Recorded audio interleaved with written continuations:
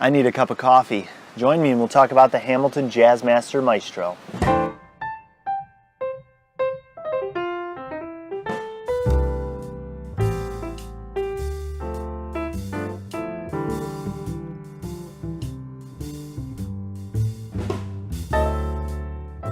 Hey guys, I'm John Rittar from WatchSpec.com. Today I want to talk about the Hamilton Jazzmaster Maestro.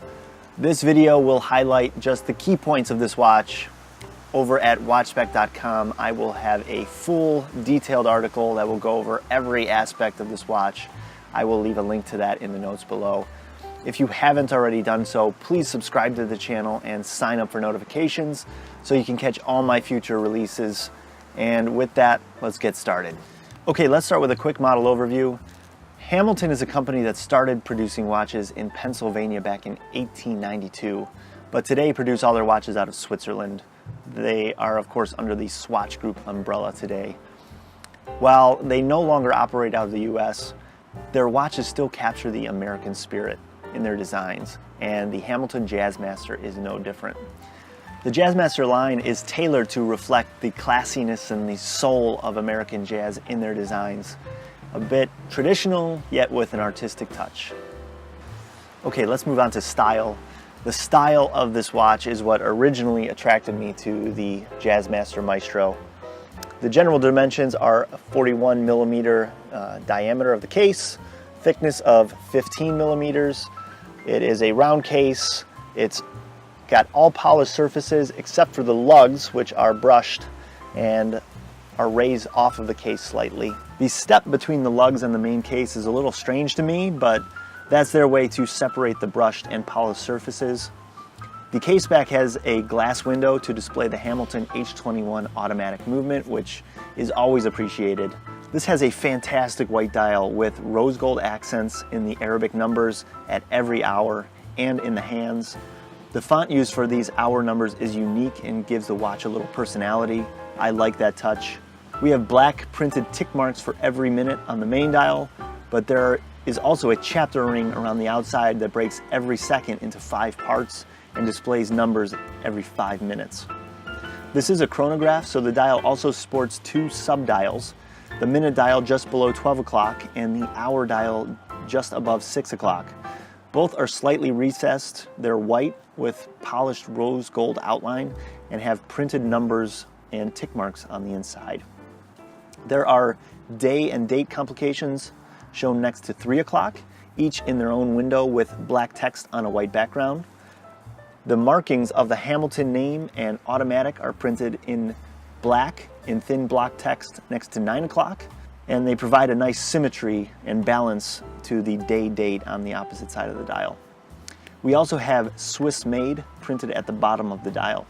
For the hands, we have Dauphine style for the hour and minute hands of the main dial, a baton hand for the chronograph seconds, also on the main dial, and in the sub-dials we have small Dauphine type hands as well.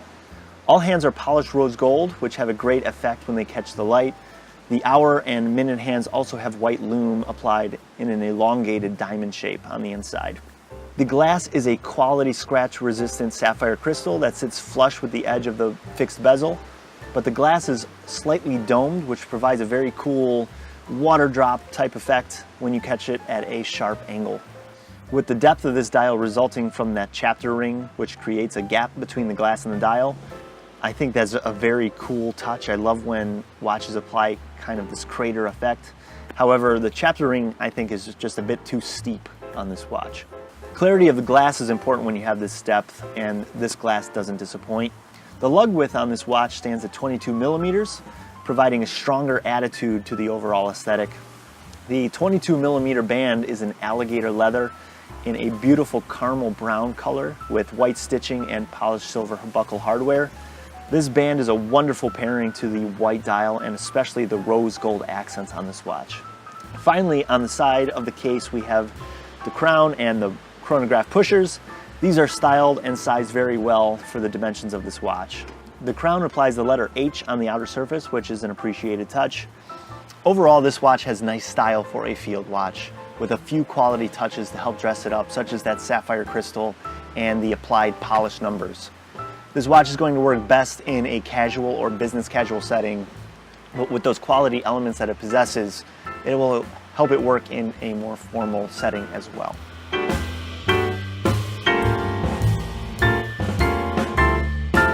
Okay, let's move on to comfort. Comfort is an area where this watch falls short, in my opinion. With the large diameter and large thickness of this case, it just wears bulky on the wrist and catches on the cuff far too easily. Also, the leather band is wide at 22 millimeters and it's thick is the problem. So it ends up being very stiff and applies pressure to make it uncomfortable. I'm sure this is something that can be improved over time with some conditioning, but out of the box, it's just not comfortable. The band does span wrists from 5 7/8 all the way up to 7.5 inches around, with adjustments at every 1/4 inch. The weight of this watch is 3.8 ounces or 108 grams. That is a weight that you will feel in the wrist, which is fine. I've got no problems with that. It can feel a bit unbalanced, so you'll just have to make sure you can adjust it to the right size to avoid that.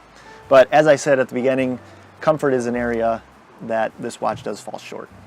Okay, let's talk movement and accuracy. Inside the Jazzmaster Maestro, we have the Hamilton H21 movement. This is a modification of the well-known ETA or Valjoux 7750 automatic chronograph movement. It has 25 joules. It operates at 8 beats per second, which is nice to provide a smooth sweep and higher accuracy over a 6 beat per second movement. It has an impressive 60-hour power reserve, which is nice. It is hackable. It's got hand winding. It has the day-date complication as well as chronograph complication. It is able to be regulated. At this price point, I recommend you take it to a certified professional for that. In terms of accuracy, it's not disclosed by Hamilton, but I would estimate that you can get within plus or minus 10 seconds per day.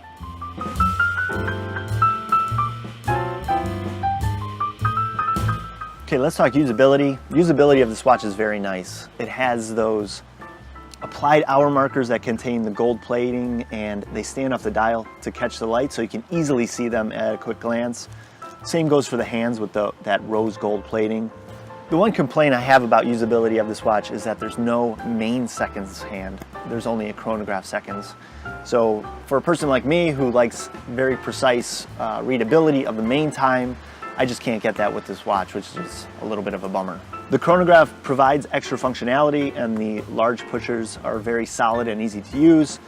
Water resistance is 100 meters or 300 feet, which is very nice. Lume is applied in the main hour and minute hands, and it's very easy to see in the dark. However, there is no lume on the main dial as a point of reference, so your reading won't be precise. Okay, that brings us to value and verdict. The Hamilton Jazzmaster Maestro is a stylish, Swiss-made watch that has good versatility spanning from casual even up to more formal environments. It also applies high-quality features such as the Swiss Valjoux 7750 movement, the sapphire crystal, and those polished rose gold effects. However, this watch runs for about $1,300, and I know that reflects a lot of those quality features, but the overall package of this watch just isn't worth the price tag, in my opinion. If this were a $500 watch, I would say it's a good value, but not at $1,300. I can spend an extra $100, maybe even less, and get the Longines flagship that I reviewed in my last video. That watch was much more deserving of this price tag. I also compare this watch to the Hamilton Khaki Field Automatic that I've reviewed in the past. They had almost the same level of quality features. That watch has better styling, better proportions, much more comfortable, and that comes in less than half the price of this watch. So comparing the two, I've got to recommend the Khaki Field Automatic. Honestly speaking, I was very excited to receive this watch based on that cool styling it has, but after wearing it a while, I was just a little disappointed, and there are better watches you can get for the price. Of course, this is my opinion, and I've read online people who have bought this watch and are very happy with it. You'll have to let me know what you think of this watch in the comments below. And please do, I love hearing everybody's opinions. If you are interested in this watch, I will leave a product link in the notes below. If you have any questions about this watch, don't hesitate to contact me. You can reach me at watchspec.com or just by leaving a comment below. Please give this video a like if you found it helpful, and don't forget to subscribe and sign up for notifications. And with that, guys, thanks for watching, and I'll catch you in the next video.